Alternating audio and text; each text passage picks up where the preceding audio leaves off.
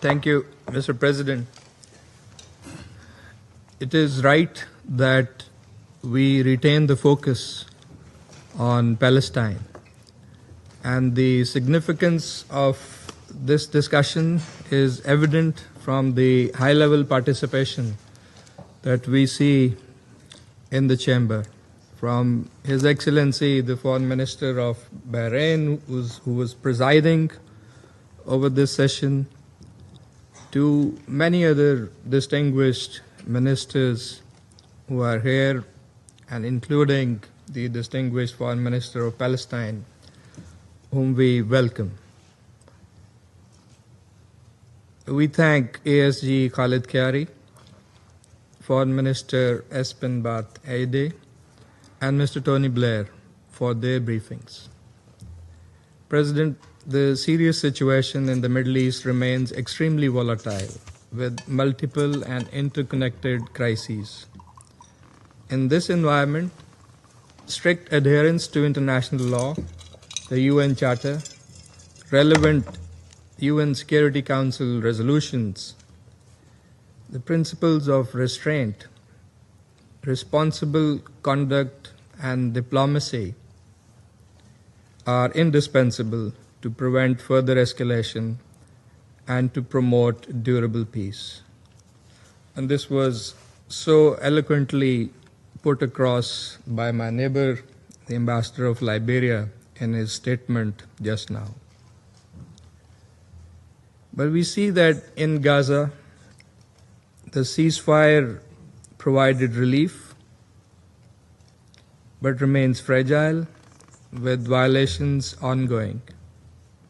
More than 800 Palestinians have been killed by Israeli strikes since the announcement of the ceasefire, underscoring both the scale of the crisis and the sensitivity of the situation. Humanitarian aid has resumed, but faced with impediments and thus falling significantly short of the requirements on ground. It is essential to fully respect and consolidate the ceasefire and ensure sustained, unhindered, and scaled-up humanitarian assistance. We hope that Phase 2 of the Gaza peace plan will be completed at the earliest. Any delay risks eroding the hard-won momentum and deepening human suffering. The Gaza peace plan, as endorsed in Security Council Resolution 2803, must be implemented fully in letter and spirit. President, the rapidly deteriorating situation in the West Bank is also alarming. Escalating settler violence, continued expansion of illegal settlements, and illegal legislative measures aimed at land confiscation are grave violations of international law that seek to alter the demographic and legal character of the occupied Palestinian territory. In a joint statement on 2nd April, the foreign ministers of the Group of 8 Arab and Islamic countries strongly condemned Israeli legislation and warned against the increasingly discriminatory, escalating Israeli practices that entrench a system of apartheid and a rejectionist discourse that denies the inalienable rights and the very existence of the Palestinian people in the occupied Palestinian territory. In a separate joint statement on 23rd April, the ministers also condemned the repeated violations of historical and legal status quo of the Islamic and Christian holy sites in Jerusalem by the Israeli occupation authorities, particularly the ongoing incursion into Al-Aqsa Mosque. Such actions must cease immediately. President, the high-level conference in July, together with the General Assembly's endorsement of the New York Declaration last year, has established a credible multilateral pathway towards the realization of a Palestinian state. And efforts led by the US President, Mr. Donald Trump, supported by the Arab and OIC countries, have advanced the comprehensive peace plan. We hope that all these efforts, including the Board of Peace under the framework of Resolution 2803, will lead to concrete steps towards the implementation of a permanent ceasefire, further scaling up of humanitarian aid, reconstruction of Gaza, and realization of the right to self-determination of the people of Palestine through a credible, time-bound political process, resulting in an independent, sovereign, and contiguous state of Palestine based on pre-1967 borders with Al-Quds, Al-Sharif as its capital.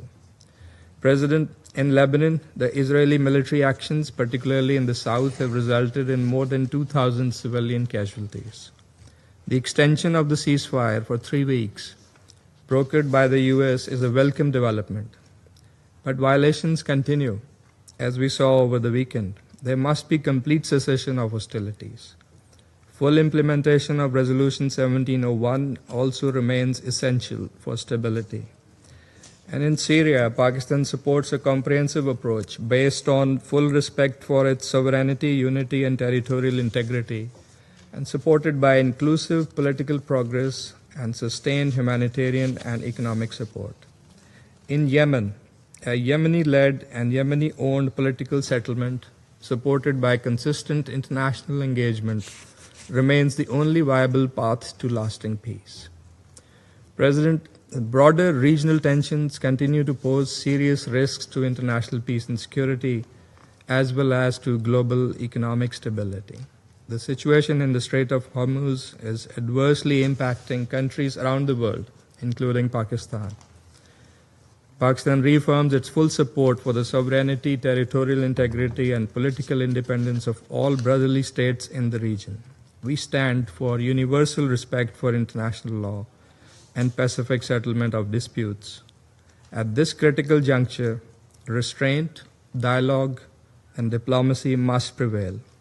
Pakistan remains actively engaged in advancing such diplomatic pathways and advocating for a peaceful resolution of this crisis. The recent talks hosted in Islamabad between the US and Iran stand as a testament to this commitment. Pakistan will continue to support and facilitate efforts aimed at fostering dialogue and stability across the region. President, the root cause of instability in the Middle East remains the unresolved question of Palestine and the continued Israeli occupation of the Arab lands. Not the expansionist ambitions, not the suppression of rights, not the use of force. It is the vocation of occupation, the realization of a Palestinian state, the two-state solution. That is the only viable pathway to a just, lasting, and comprehensive peace for all in the region. Pakistan will continue to support that objective while reaffirming its unwavering solidarity with the Palestinian people and their just cause. I thank you. I thank the representative of Pakistan for